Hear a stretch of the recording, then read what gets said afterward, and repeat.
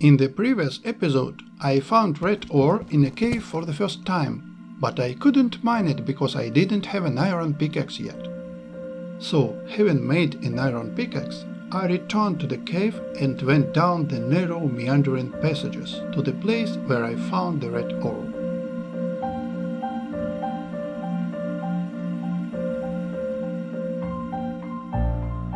Among valuable rocks such as diamonds, emeralds, gold and red dust, I wanted to find red dust first of all in order to make a compass, maps, and finally begin to explore the surrounding area. Creating maps requires a lot of paper, and the paper is crafted from sugarcane. So, before creating maps, I've decided to expand the sugarcane field by about twice its current size.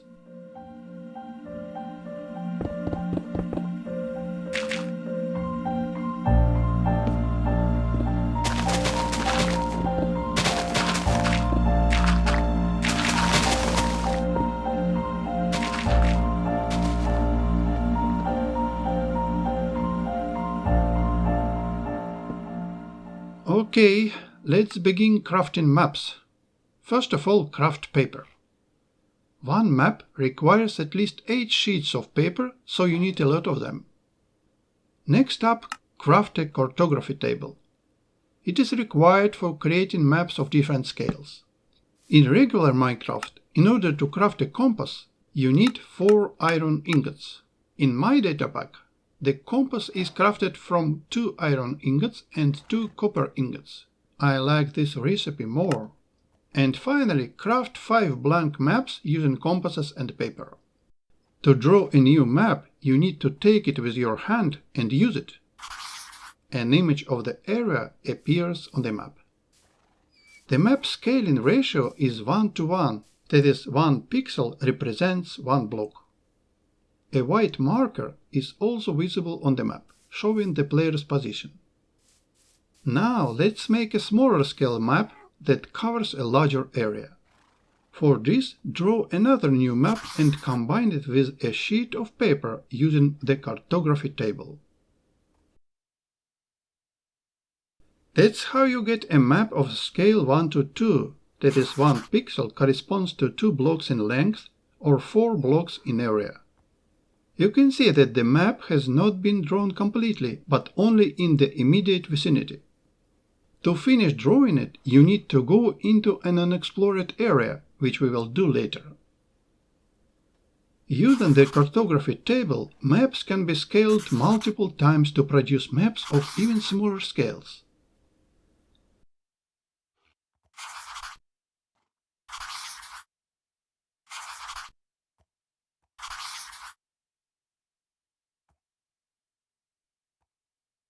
If you scale a map 4 times in a row, you get a map of the smallest possible scale, 1:16. That is, 1 pixel will correspond to a whole chunk. By the way, maps can be placed in a frame and hung on the wall. That's why I'm building a large wall on which I'll hang the maps.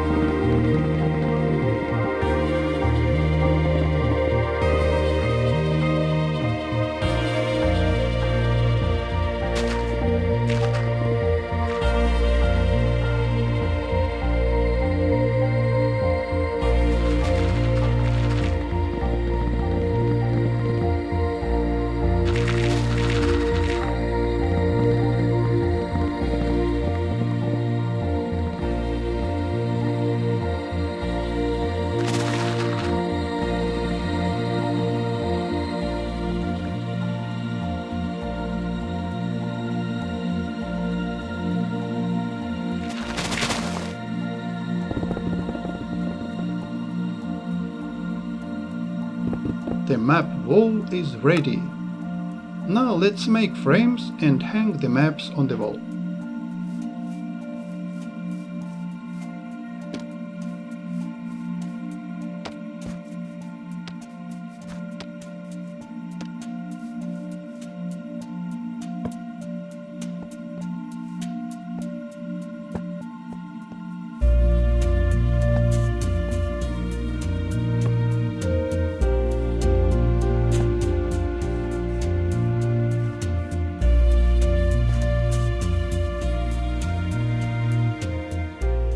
By the way, maps placed close to each other can form a large map even across the entire wall.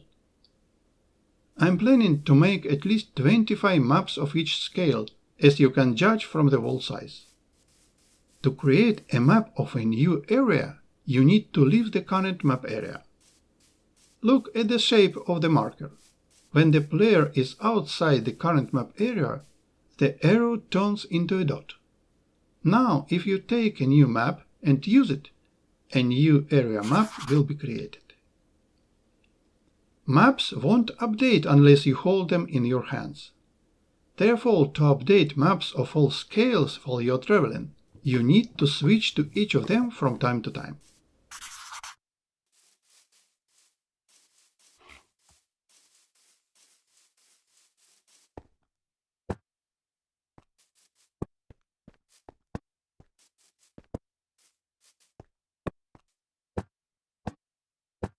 Four maps of the largest scale and one map of the 1:2 scale are finished. Continue making maps of the surrounding areas.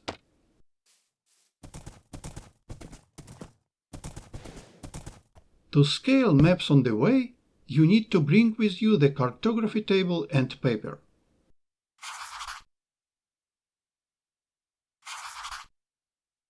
It is handy to hold two maps in both hands. That way, two maps will be updated simultaneously.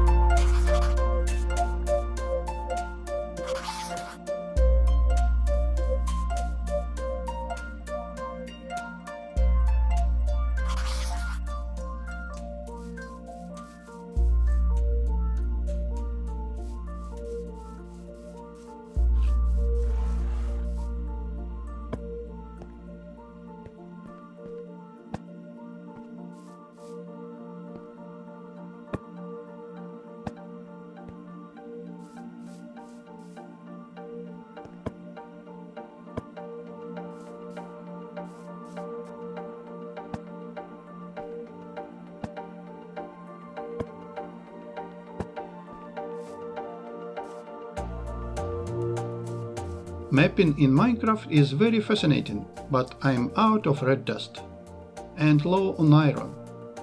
So I am going to temporarily stop mapping and head into the caves again. There will be a lot of caving in the next episode.